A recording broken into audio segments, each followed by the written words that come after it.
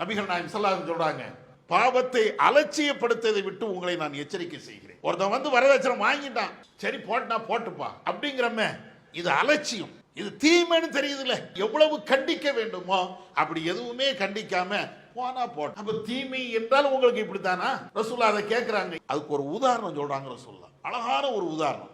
எப்படி சொல்றாங்க? ஒரு குடும்பத்தார்கள் அல்லது ஒரு கூட்டத்தார்கள், அவங்களுக்கு சமையல் செய்வதற்கு விறகுகள் இல்லை. அப்ப என்ன செய்யறது? அவங்களிலேயே ஒரு ஆள் வெகு தூரமா போய் ஒரே ஒரு குச்சியை எடுத்துட்டு வராரு, இன்னொரு ஆள் போறாரு இன்னொரு குச்சியை எடுத்துட்டு வராரு, இன்னொரு ஆள் போறாரு இன்னொரு குச்சியை எடுத்துட்டு வராரு.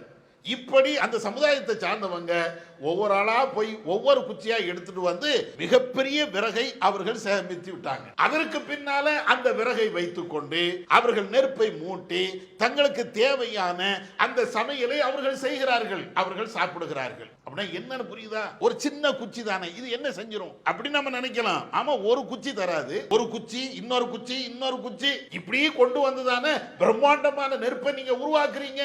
கடைசியாக அல்லாஹ்வுடைய தூதர் சொல்லுவாங்க, ஒரு மனிதன் பாவத்தை அலட்சியமாக கருதுகிறான் என்றால், அப்படியே தொடர்ந்து அந்த பாவத்தை அவன் செய்வான் என்றால் அவனை அந்த பாவம் அழித்தே தீரும்.